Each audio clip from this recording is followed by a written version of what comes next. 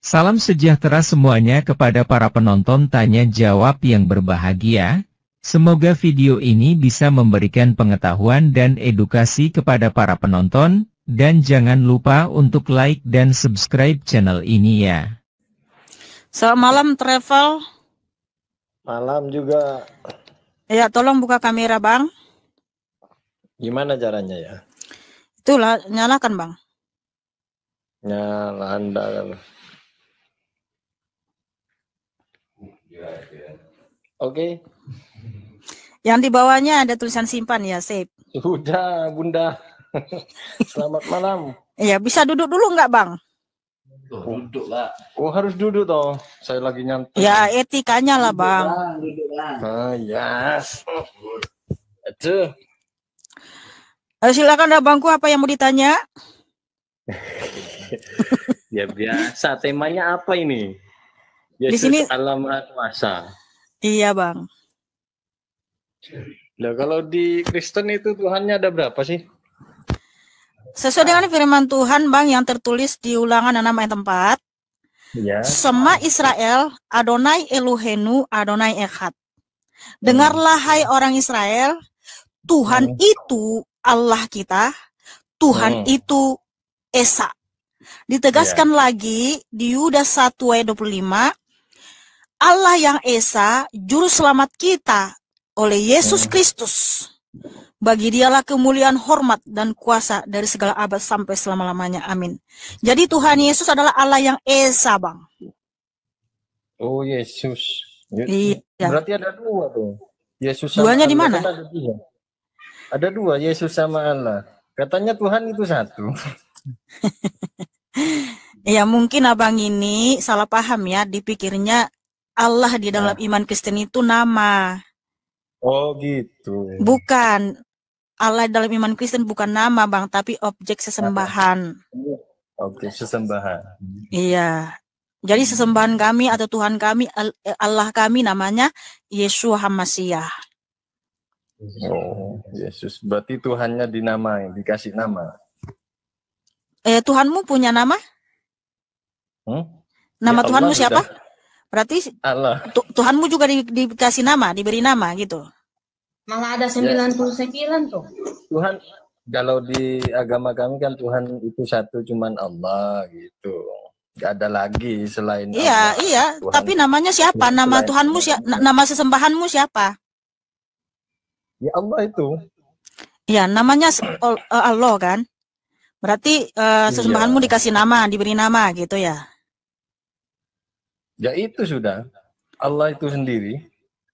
Ya itu sudah, makanya Tuhan Yesus Kristus juga dia sendiri yang memberi nama itu kepada dirinya. Bahwa dia adalah Yeshua HaMashiach. Allah yang Maha Kuasa, Allah yang Maha Besar. Oh, siapa yang ngasih nama? Yesus sendiri. Iya, Tuhan Yesus itu sendiri.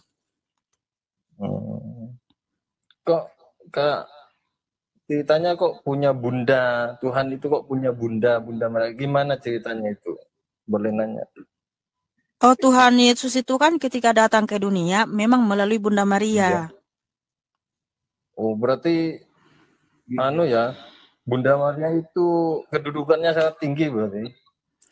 Dia adalah wanita yang paling beruntung di seluruh dunia ini. Makanya Bunda Maria itu sudah di surga. Kita tidak perlu lagi mendoakan Bunda Maria supaya masuk surga. Yang menciptakan Bunda Maria siapa? Tuhan Yesus Kristus. Tuhan Yesus Kristus sendiri. Iya, emangnya Lah, iya kok kenapa? Bentar. Abang kenapa bingung? Tanamkan di pikiran abang bahwa Allah itu sendiri yang datang ke dunia, Bang. Mudah. Jadi gini, bentar. Tuhan Yesus itu menciptakan langit dan bumi, itu mudah sekali bagi dia, Bang. Bumi aja yang tidak ada menjadi ada, diciptakan oleh Tuhan Yesus. Apalagi datang ke dunia melalui Bunda Maria, kan mudah bagi dia toh. Ya, kan Tuhan Yesus kan menciptakan dunia, langit dan bumi tidak lewat Bunda Maria. Kenapa mau turun ke dunia harus lewat Bunda Maria? Karena untuk menggenapi nubuatan di Kejadian 3:15 bahwa keturunan perempuan akan meremukkan kepala si ular.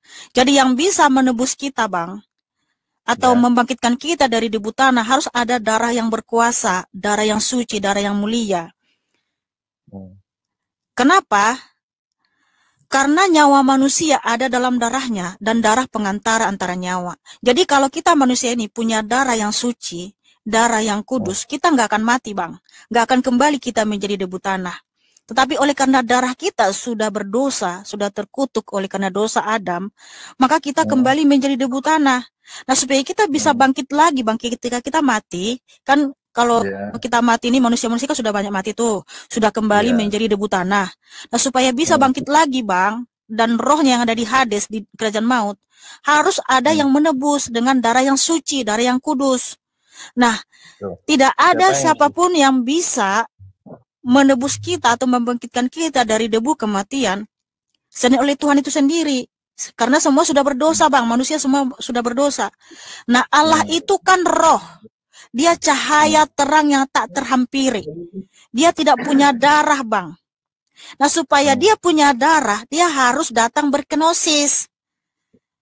Dia harus datang dalam rupa seorang manusia dan menjadi sama dengan manusia ini, sehingga kenosisnya itu melalui Bunda Maria. Manusia itu kan melalui proses kelahiran, toh, Bang. Kita kan dilahirkan, kan? Nah, karena Allah itu datang berkenosis, mengambil rupa seorang hamba dan menjadi sama dengan manusia, ya datangnya harus melalui proses kelahiran, Bang. Makanya dia memilih Bunda Maria sebagai wadah kedatangannya. Itu, iya.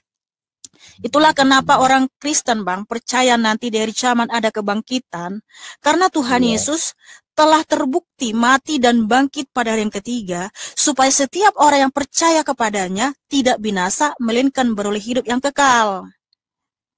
Kenapa kok Yesus harus turun sendiri, kok enggak melalui sang utusan? Kan dia tuh berkuasa tuh, bisa menciptakan langit dan bumi. Kenapa harus susah-susah sang Tuhan turun sendiri? Cukup mengutus aja. Kamu atur Tuhan. Iya kan? Ya, oke. Jadi mungkin saya jelaskan dulu secara singkat ya, Bang. Kenapa harus Tuhan itu sendiri yang datang? Nah, Alkitab menjelaskan bahwa Tuhan Yesus Kristus menciptakan Adam dan Hawa dirancang untuk hidup kekal. Alkitab itu siapa? Alkitab siapa yang menciptakan Alkitab itu? Bentar dulu, Bang, kita jangan ke situ dulu, topiknya sudah lain nanti ya. Saya mau jelaskan dulu kenapa harus Tuhan itu yang datang ke dunia untuk menyelamatkan umatnya. Nah, dulu Tuhan menciptakan Adam dan Hawa bukan untuk mati, Bang. Sebab Tuhan itu menciptakan manusia dirancang untuk hidup kekal, bukan untuk mati. Lalu kenapa manusia mengalami kematian, Bang? Kembali menjadi debu tanah. Ada latar belakangnya, Bang, ada dasarnya. Nah, Tuhan memberikan hukum kepada Adam dan Hawa di Kejadian 2 ayat 17. Jangan makan buah pohon pengetahuan. Pada hari engkau memakannya, pastilah engkau mati. Nah, ini hukum, Bang, nggak bisa ditarik kembali. Ketika Adam dan Hawa melanggar, oleh karena dihasut oleh iblis, iblis mengatakan, makan aja itu buah pohon pengetahuan, kalian nggak akan mati kok, justru kalian menjadi seperti Allah. Nah, Adam dan Hawa tergoda sehingga dimakan, dilanggarlah hukum ini. Nah, karena Tuhan itu maha adil, maka hukum ini berlaku dong bagi manusia. Sehingga Adam dan Hawa kembali menjadi debu tanah. Sesuai dengan firman Tuhan di Kejadian 3. Bentar dulu, Bang. Bentar. Makanya fokus kepada penjelasan saya, Bang, ya. Di Kejadian 3 ayat 17 sampai 19. Tuhan berfirman kepada Adam dan Hawa, oleh karena dosamu atau pelanggaran hukum, maka engkau akan menderita dan sengsara dan engkau akan kembali menjadi debu tanah. Sehingga Adam dan Hawa dan semua keturunannya, Bang, mati kembali menjadi debu tanah dan rohnya masuk ke Hades, ke kerajaan maut, dunia kematian. Nah, Tuhan itu kan nggak bisa menarik kembali hukumnya dong, Bang. Walaupun Adam dan semua keturunannya masalah, Tuhan ampunilah kami, bangkitkanlah kami dari debu kematian ini. Nggak bisa, Tuhan nggak bisa menyangkal firman-Nya. Bentar dulu. Kan manusia sudah mati tuh. Nah, supaya manusia bisa bangkit lagi, bentar dulu, Pak, jangan dipotong-potong. Jadi supaya manusia bisa bangkit kembali dari debu tanah dan rohnya yang di Hades di dunia kematian bisa dikeluarkan dari situ, dipersatukan dengan tubuhnya yang kembali menjadi debu tanah, harus ada nyawa yang kudus, Bang, sebagai ganti nyawa kita. Harus ada darah yang kudus membangkitkan kita dari debu tanah itu. Nah, semua manusia kan sudah berdosa. Roma 3:23, semua manusia sudah berdosa dan telah kehilangan kemuliaan Allah.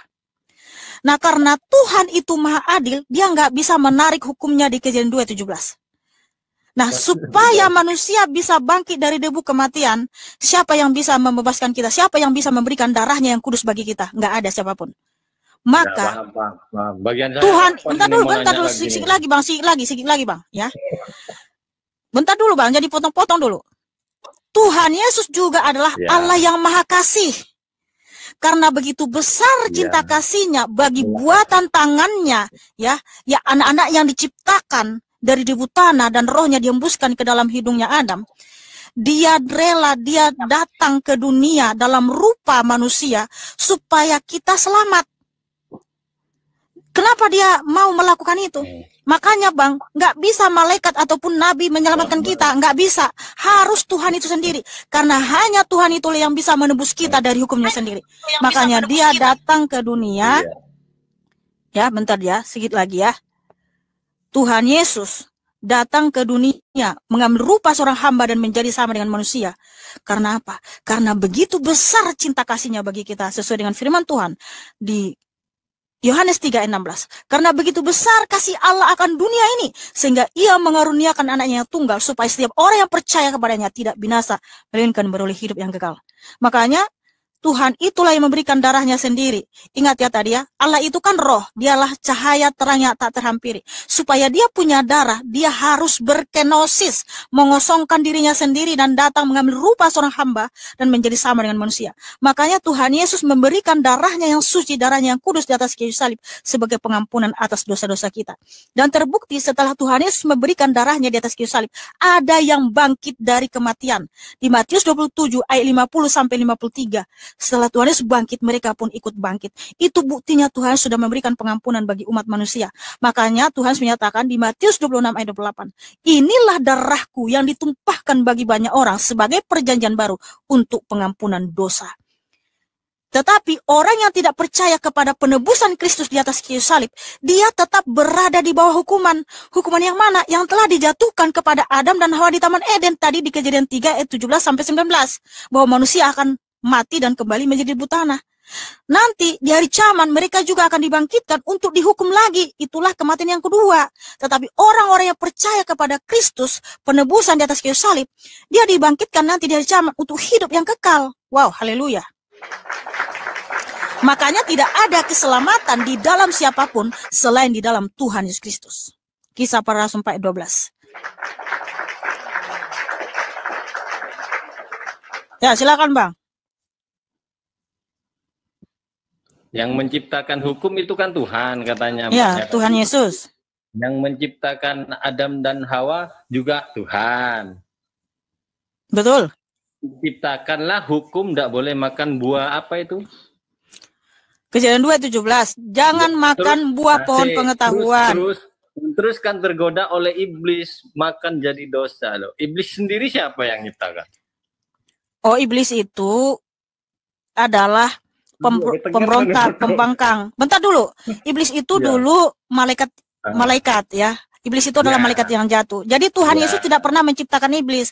Karena abang harus paham dulu apa arti iblis dalam iman Kristen. Iblis itu artinya pembangkang. Bentar dulu Bang. Jangan dipotong-potong. Udah nggak paham. Yang menciptakan itu siapa? Kan yang menciptakan hukum itu kan Tuhan. Adam Hawa Tuhan. Ciptakanlah hukum tidak boleh makan ini, lalu tergoda oleh iblis. Agak tergoda jadinya makan. Terus iblis itu sendiri siapa yang ciptakan? Iblis itu adalah malaikat yang jatuh. Iya, malaikat nih. Terus malaikat itu siapa yang ciptakan? Tuhan Yesus. Tuhan Yesus. Nah, terus kok kenapa harus ada hukum? Terus kok malaikatnya yang jadi iblis yang mempengaruhi? Silakan sandarin aku, saya mau kamar mandi dulu. Oke. Bentar ya Bang ya. Berbicara betul bahwa yang menciptakan malaikat itu adalah Tuhan Yesus. Nah, berbicara iblis itu adalah sifat yang jahat ya. Sifat yang jahat. Nah, berbicara sebuah kejahatan itu tidak pernah Tuhan memkompromi kejahatan. Iblis itu bukan jahat, sombong. Ini aku lagi menjelaskan, sabarlah. Iya. Nah, kenapa malaikat tadi yang diciptakan Tuhan itu bisa jahat karena sabar Bang. Kalau gini nanti moderator kick aja di bawah karena aku bukan moderator. Ya, jadi malaikat itu betul diciptakan oleh Tuhan Yesus. Karena apa yang diciptakan oleh Tuhan Yesus adalah semuanya baik. Nah, berbicara tentang iblis adalah sifat yang jahat yang muncul daripada malaikat tadi itu. Ya, itulah yang dikatakan iblis. Nah, kemudian ketika dia memiliki sifat jahat, maka Tuhan tidak pernah menyatu dengan kejahatan. Tidak pernah kerjasama dengan kejahatan, apalagi menciptakan kejahatan, tidak pernah. Itulah yang dikatakan sesuatu yang adalah jahat, yang merujuk kepada iblis itu. Gitu. Mute Bang, buka mute-nya.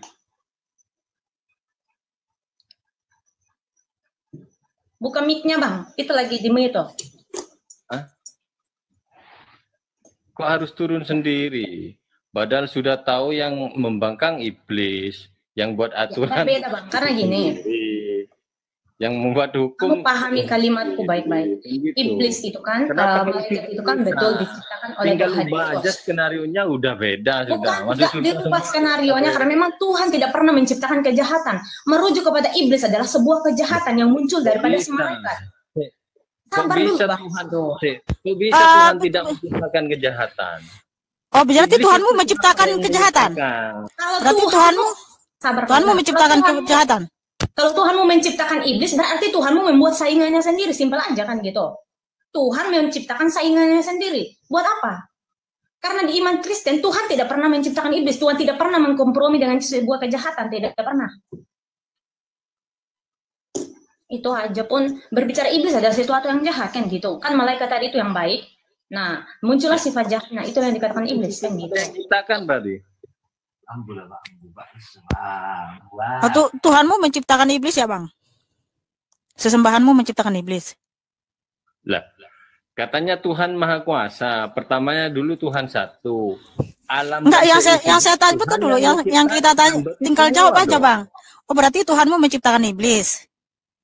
Semua kan yang diciptakan semuanya Tuhan dong. Tuhan yang satu kan. Iblis itu tadi kan kata sifat yang artinya adalah penipu, penyesat.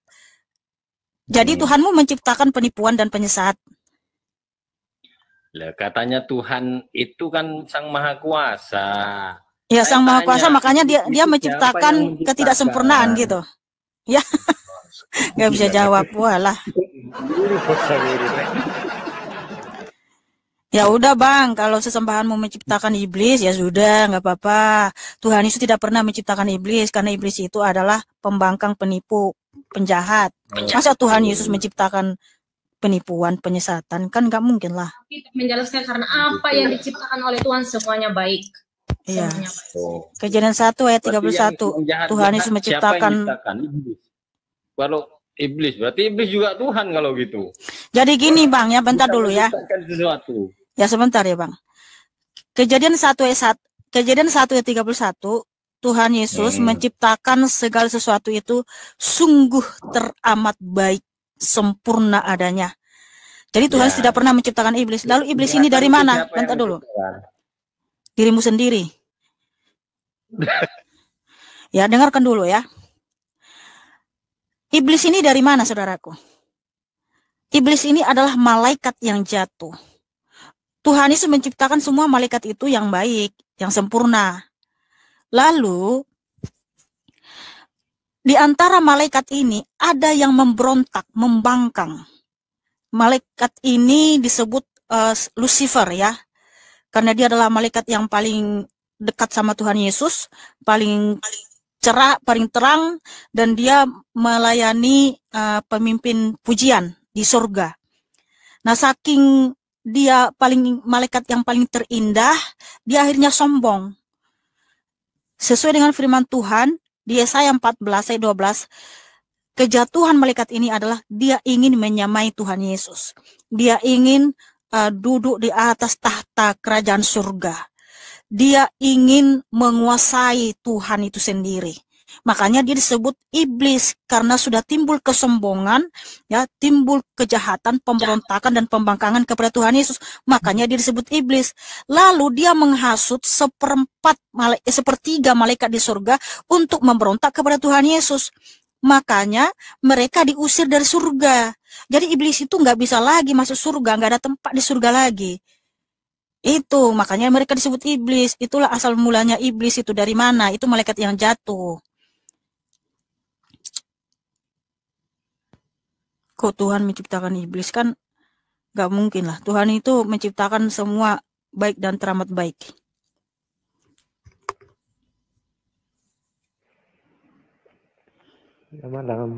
Malaikat yang jatuh artinya malaikat yang telah jatuh dalam dosa. Saudara-saudara sekalian, pada video barusan yang sudah kita saksikan bersama-sama tadi ada beberapa pertanyaan tentang di Kristen itu Tuhannya ada berapa? Tuhan itu kok punya bunda atau ibu? Siapa yang menciptakan Bunda Maria?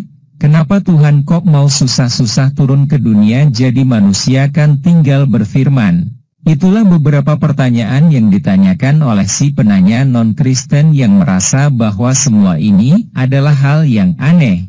Karena yang namanya Tuhan Maha Kuasa ya mau apa saja bisa tinggal berfirman pasti terjadi, begitu juga dengan menebus atau mengampuni dosa manusia ciptaannya kan tinggal berkehendak saja, tidak perlu susah-susah turun ke bumi jadi manusia terus mati untuk menebus dosa.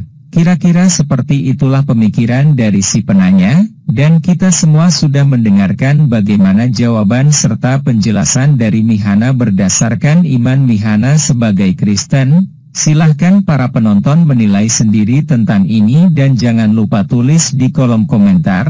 Terima kasih. Jawabannya lihat ayat di Alkitab. Yudas pukul 1:25 Allah yang Esa, Juru Selamat kita oleh Yesus Kristus, Tuhan kita, bagi Dia adalah kemuliaan, kebesaran, kekuatan dan kuasa sebelum segala abad dan sekarang dan sampai selama-lamanya. Amin. Kejadian pukul 3:15 Aku akan mengadakan permusuhan antara engkau dan perempuan ini, antara keturunanmu dan keturunannya. Keturunannya akan meremukkan kepalamu, dan engkau akan meremukkan tumitnya. Ulangan 6:4 Dengarlah, hai orang Israel, Tuhan itu Allah kita, Tuhan itu Esa. Kejadian 3, lihat perikopnya di ayat 17-19. Roma pukul 3:23 Karena semua orang telah berbuat dosa dan telah kehilangan kemuliaan Allah. Yohanes pukul 3:16 Karena begitu besar kasih Allah akan dunia ini, sehingga Ia telah mengaruniakan anaknya yang tunggal, supaya setiap orang yang percaya kepadanya tidak binasa, melainkan beroleh hidup yang kekal. Matius 27, lihat perikopnya di ayat 50-53. Kisah para Rasul pukul 4:12 Dan keselamatan tidak ada di dalam siapapun juga selain di dalam Dia, sebab di bawah kolong langit ini tidak ada nama lain yang diberikan kepada manusia yang olehnya kita dapat diselamatkan. Kejadian pukul 1:31 Maka Allah melihat segala yang dijadikannya itu, sungguh amat baik. Jadilah petang dan jadilah pagi, itulah hari ke-6.